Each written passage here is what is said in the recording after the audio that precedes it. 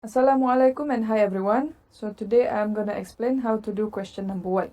So let's begin with A.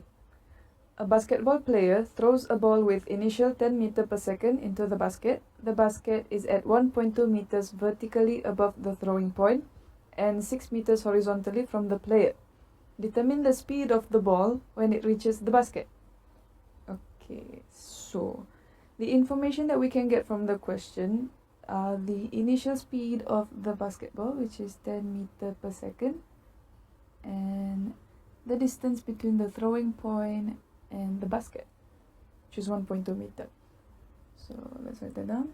Pi is equal to 10 meter per second and h is equal to 1.2 meter. So this is the throwing point, the point where he shoots the ball, and let's assume that at this point h is equal to 0. Okay, so here is the throwing point and this is the basket, and the vertical distance is 1.2 meter. At this point the initial speed of the basketball is 10 meter per second. Okay.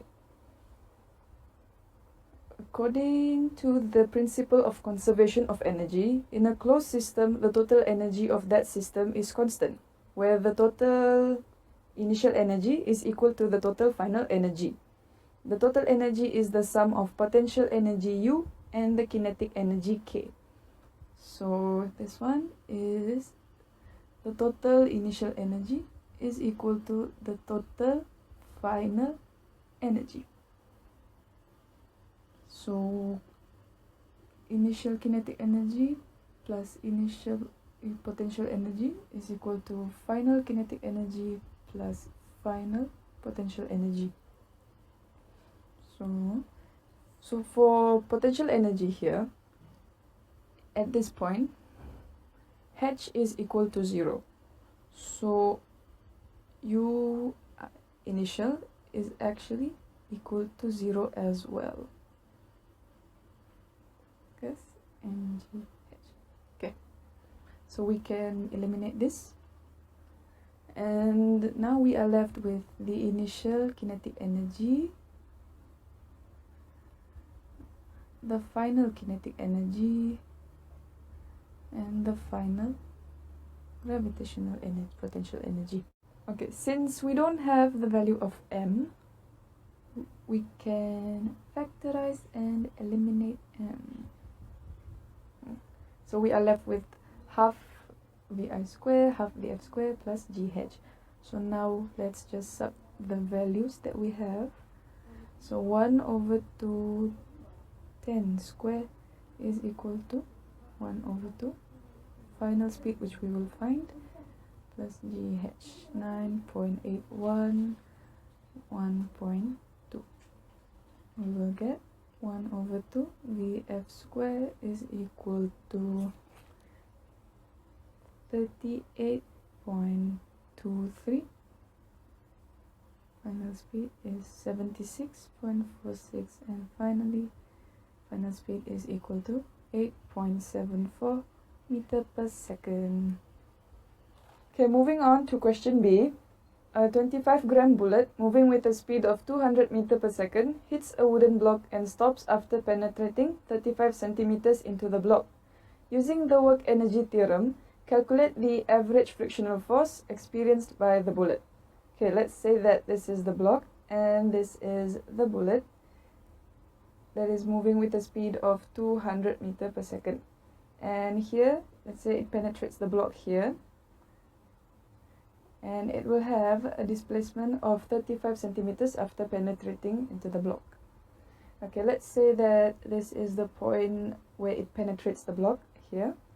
It has a displacement, and since the block is in contact with the bullet experiences frictional force.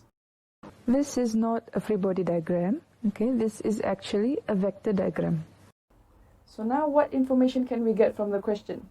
We can get the mass of the bullet, the initial speed of the bullet, the final speed, because here it says that it stops, which means the final speed is 0. And its displacement after penetrating the block. Okay, so let's write down the information that we have. We have the mass, which is 0.025 kilogram. The final initial speed, which is 200 meter per second. The final speed, which is 0 meter per second. And the displacement, which is 0.35 meter. Okay. So, using the work energy theorem. Work energy theorem is work done by the net force acting on an object is equal to the change in kinetic energy of the object. So, change in kinetic energy is the final kinetic energy minus the initial kinetic energy. So, the formula for work is F as cos theta, while the formula for kinetic energy is half mvf squared minus half minus final speed, initial speed. Okay, so now we're going to substitute the values into the equation. So F is what we are going to find. So let's write there, F. The displacement, 0.35 cos theta. What is the angle? So here, the theta is the angle between the displacement and the force. So the angle is 180 degrees. Okay. 1/2. Mass is 0.025. Final speed is 0. And the initial kinetic energy 1/2. Mass is 0.025. Initial speed 200 squared. Okay. Cos 180 is -1, so we have negative 0.35 F is equal to, this one you will get 0, and this one you will get negative 500. So finally, we will get the frictional force is equal to 1,400 to 8.57 Newton. Or if we round off, we can get the force is 1,429 Newton. Okay. Now we will proceed with question C. Okay, a horizontal spring with spring force 120 Newton is compressed by 8 cm. Sketch a labeled force displacement graph of the spring. Shade the region on the graph that represents the stored energy of the spring and calculate the stored energy of the spring. Okay, so a horizontal spring is something like this. Yes. Okay. And the information that we can get from the question is the spring force 120 Newton and the compression of the spring 8 cm. Okay, I'm gonna write that down. F is 120 Newton and X is 8 cm or 0.08 meter. Okay, to sketch the force extension graph, we need to obey Hooke's law, which states that the restoring force Fs of a spring is directly proportional to the amount of stretch or compression X if the limit of proportionality is not exceeded. So let's sketch the graph here and sketch the axis.